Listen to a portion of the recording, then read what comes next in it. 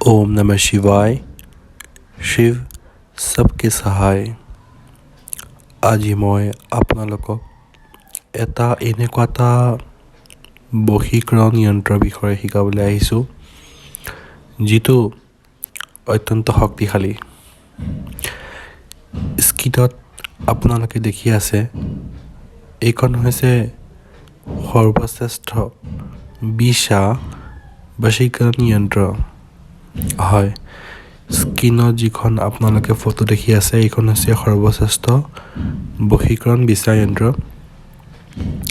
আজি মই এইখন যন্ত্ৰ কি কামত ব্যৱহাৰ কৰা হয় আৰু কেনেকুৱা ক্ষেত্ৰত আপোনালোকে এইখন যন্ত্ৰ ব্যৱহাৰ কৰিব পাৰিব, তাৰ বিষয়ে মই আজি শিকাম। প্ৰথমতে আপোনালোকে দেখি আছে যিখন যন্ত্ৰ, সেইখন যন্ত্ৰ কিছুমান নম্বৰ আছে, 4 1 7 9 3 8 10 আৰু এটা শ্বেপ লৈ আছে। এইখন যন্ত্ৰ ধৰি লওক আপোনাৰ ক'ৰবাত কোৰ্ট কেছ লাগিছে, জিকিব লাগে, বা আপোনালোকৰ বিয়া হোৱা নাই, আপোনালোকৰ পত্নী ঘৰৰ পৰা গুচি গৈছে, আপোনাৰ হাজবেণ্ড আপোনাৰ লগত কাজিয়া লাগিছে, গাৰ্লফ্ৰেণ্ডৰ কাৰণে কৰিব পাৰে, নিজৰ বয়ফ্ৰেণ্ডৰ কাৰণে কৰিব পাৰে।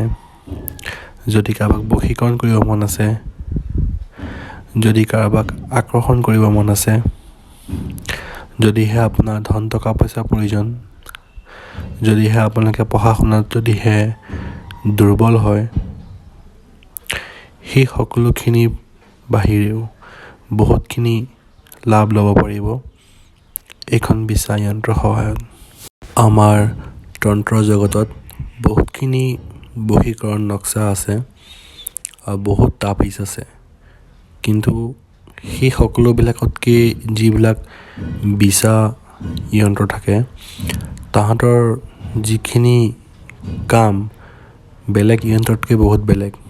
যদিহে বেলেগ তাবিজত যদিহে আপোনাৰ এসপ্তাহত কাম কৰে, কিন্তু বিশা যিবিলাক যন্ত্ৰ দেখিবলৈ মই পাই আহিছোঁ, তাহাঁতে আপোনালোকৰ কাৰণে অতি কম দিনৰ ভিতৰতে আপোনালোকৰ কামখিনি হোৱাই দিয়ে। সেইকাৰণে মই আজি ভাবিছোঁ যেন যিটো বিশা বশীকৰণ যন্ত্ৰ আছে, তাৰ বিষয়ে মই অকণ জ্ঞান দিওঁ। হয়, এতিয়া এইখন বনোৱা কিছুমান নিয়ম আছে। যদিহে আপোনালোকে মোৰ দ্বাৰা বনায় তেতিয়াহ'লে পাৰিব, কিন্তু তাৰ যিখিনি সামগ্ৰী আছে, সামগ্ৰীখিনি মই গোটাব লাগিব, তেতিয়াহে এইটো বনোৱা হয়।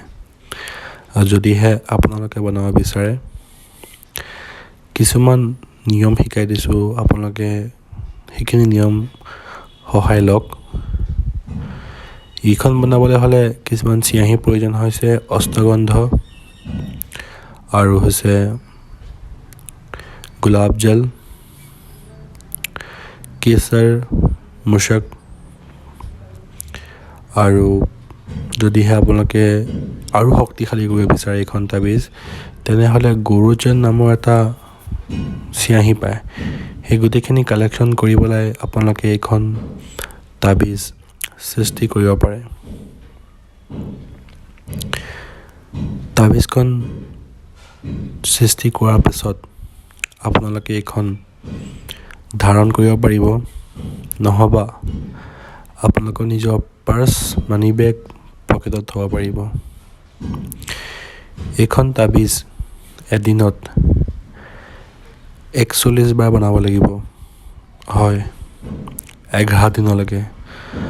আপোনালোকে 11 দিনাখনলৈকে এখন তাবিজকে 41 বাৰকৈ বনাব লাগিব। ধৰি লওক আজি 41 বাৰ বনাইছে, কাইলৈ 41 বাৰ বনাইছে, তেনেকৈ 11 দিনলৈকে 41 বাৰ বনাব লাগিব। আৰু বনোৱাৰ পাছত 11 দিন সম্পূৰ্ণ হোৱাৰ পাছত যিমানখিনি কাগজ আছে, সেই গোটেইখিনি আপোনালোকে নদীত উটুৱাই দিব লাগিব।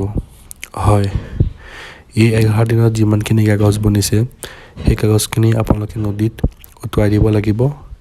তেতিয়াহে আপোনালোকৰ সৰ্বশ্ৰেষ্ঠ শক্তিশালী বিশা যন্ত্ৰখন সিদ্ধি হ'ব।